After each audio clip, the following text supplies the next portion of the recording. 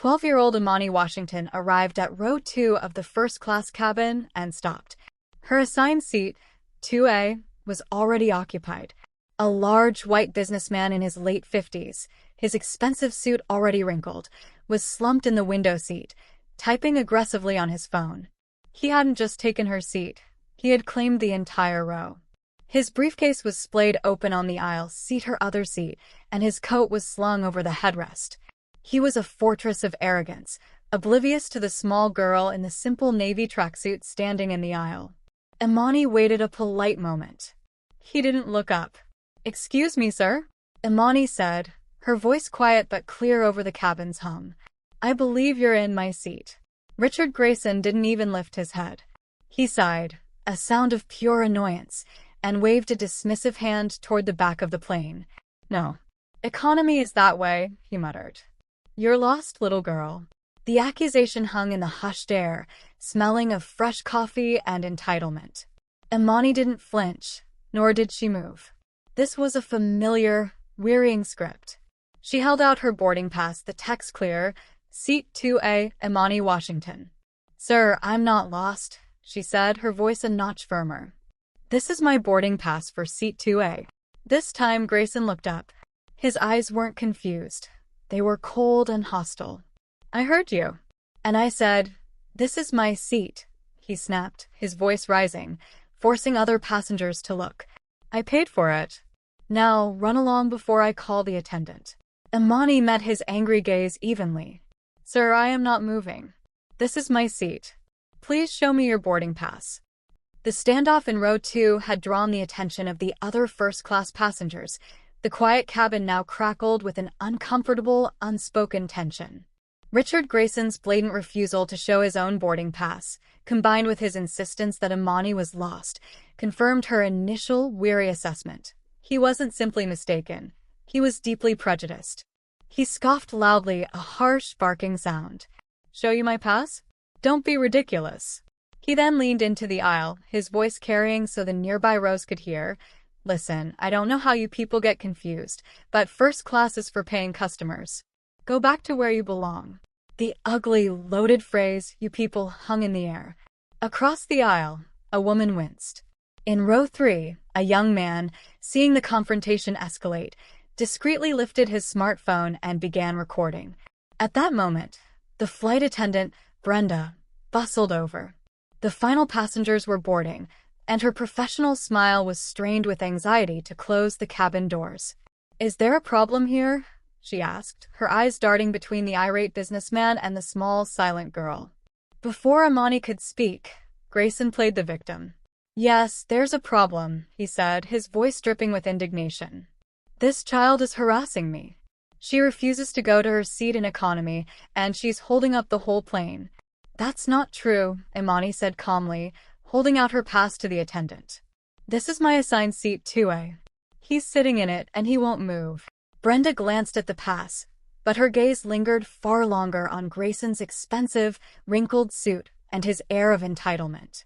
She was clearly more intimidated by him than by the truth on the ticket. "Honey," Brenda said to Imani, her voice a wave of patronizing condescension, "I can see you're upset, but this gentleman is already settled. I'm sure it's just a simple mix-up. Let me find you another lovely seat, perhaps in the back of this cabin." Imani's eyes widened slightly in disbelief. "Another seat? But that's my seat. I don't want another seat." Grayson, now smirking, leaned back victoriously. "She's probably better off near the bathrooms anyway," he added. Brenda, completely ignoring Grayson's racist comment, turned her frustrated glare on Imani, her patience gone. "Miss, I need you to stop causing a disturbance. Either take the seat I find for you, or I will have to ask you to leave the aircraft." The words "leave the aircraft" echoed in Imani's ears, a threat she had never heard, despite flying this very route dozens of times. She looked at Brenda's impatient, angry face, then at Grayson's smug, victorious smirk. He was leaning back in her seat, 2A, as if he owned it. Imani thought of her father's #1 rule: never raise your voice. Raise your argument. She knew exactly who she had to call. The jet bridge pulled away from the aircraft with a heavy sigh, and the safety video began to play on the screens. The plane was officially in motion. beginning its slow pushback from the gate. Brenda, seeing Imani still standing, snapped, "Miss, this is your final warning." Imani nodded. "Okay, I understand." She didn't move toward the back of the cabin. Instead, she stepped into the small galley, pulled out her iPhone, and speed dials a single contact. "Dad." The call connected almost instantly. "Hi, Dad," Imani said, her voice perfectly calm, though the galley was vibrating from the pushback. "Sorry to bother you. I'm on flight 812. "Yes, sir. But there's a problem. Mr. Grayson is in 2A and refuses to move. And the flight attendant, Brenda, just threatened to kick me off the plane for causing a disturbance." Imani listened for a moment. "Yes, sir. She's right here." She walked back to Brenda, who was fuming. "My father would like to speak to you," Imani said, holding out the phone. "He is Mr. Washington." Brenda rolled her eyes, furious at the girl's defiance. "Miss, I am very busy," she snarled, grabbing the phone from Imani's hand.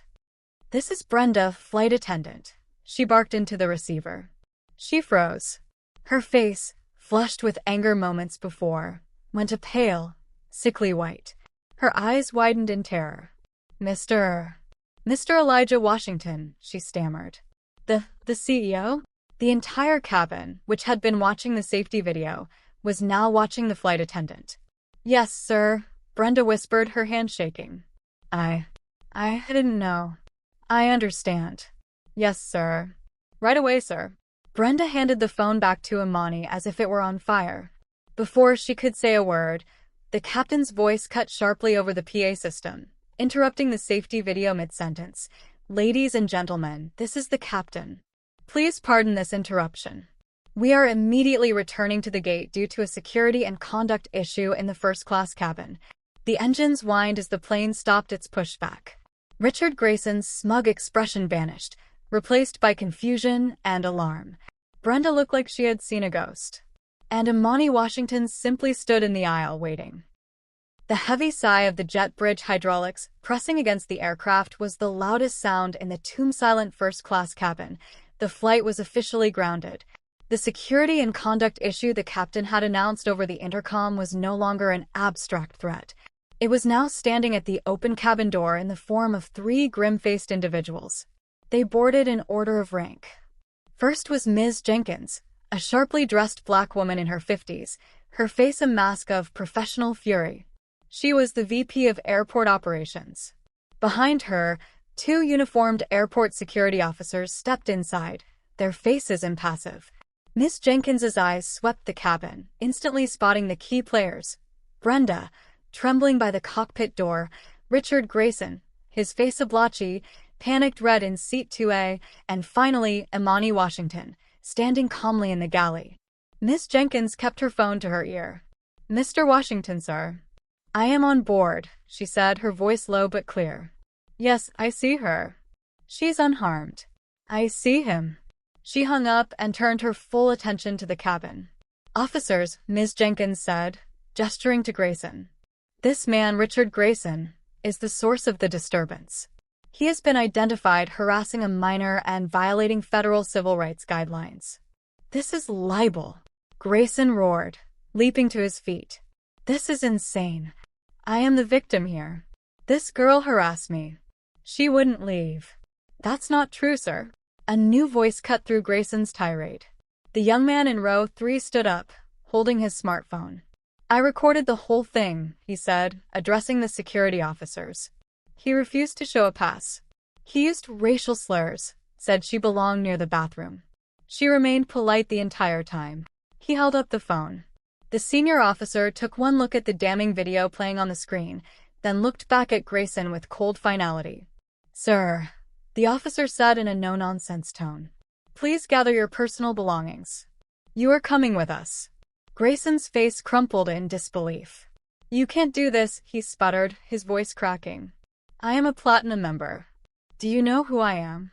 The officer replied grimly, "I know who you are. Now."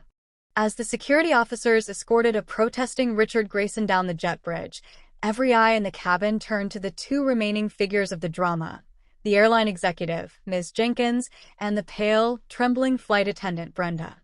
Brenda's earlier hollow threat to Imani, "I will have to ask you to leave the aircraft," now hung in the air, dripping with career-ending irony. Miss Jenkins, her face a mask of cold professionalism, turned to Brenda. "You were just trying to what?" Miss Jenkins asked, her voice low and sharp. "De-escalate? By threatening a child? By siding with an abuser against a ticketed passenger?" I.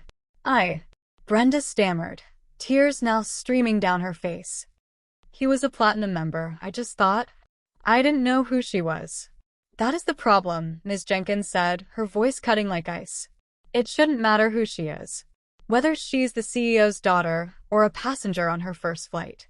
Your job is to enforce policy and protect passengers, not profile them. You failed.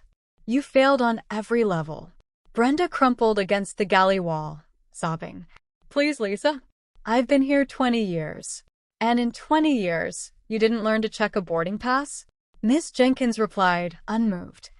"You are suspended, effective immediately. Your credentials. Now, await review in New York."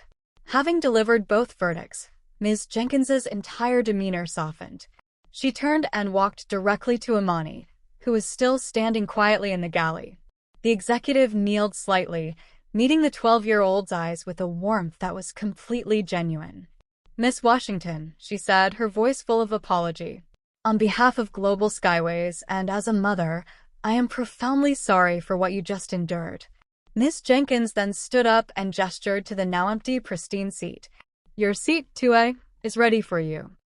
A new, composed flight crew quickly and efficiently secured the cabin, their presence a silent promise of professionalism. The 30-minute delay felt like a lifetime had passed, but as Flight 812 was finally, truly ready for departure, the atmosphere had completely changed. The passengers, who had previously only offered confused or nervous glances, now watched Imani Washington with open respect as she finally took her seat. 30 minutes later, the plane was cruising at 35,000 feet. The cabin was peaceful, sunlight streaming through the windows. The new first-class flight attendant, a man with a polite, warm demeanor, approached Imani. "Miss Washington," he asked quietly, "can I get you anything to drink before our main service? An apple juice, perhaps?" Imani looked up from the window and smiled. "Yes, thank you. Apple juice would be lovely." The interaction was simple, respectful, and exactly what should have happened an hour ago. As the attendant returned with her drink, Imani sipped it, finally relaxing. She didn't enjoy the chaos, the confrontation, or the fact that two people had lost their professional standing that day. But she knew her father had taught her that allowing injustice to stand, even in small ways, was how it grew. As the young man from row 3 passed by on his way to the restroom, he gave Imani a small, respectful nod, which she returned. The cabin was quiet, but it was a comfortable quiet now, the quiet of a lesson learned. Imani Washington looked out the window at the vast, open sky, comfortable in the seat she had earned by birthright, but had been forced to claim by character, a quiet, powerful reminder that true worth is never just skin deep. In the quiet hum of an aircraft high above the clouds, a powerful lesson in dignity and justice had been served. It's a profound reminder that prejudice often blinds us to the reality of who truly stands before us. Like a reflection in a window, what we judge in others often reveals more about ourselves than it does about them. If this story of quiet strength touched your heart, consider sharing it as a reminder that respect should never depend on appearances.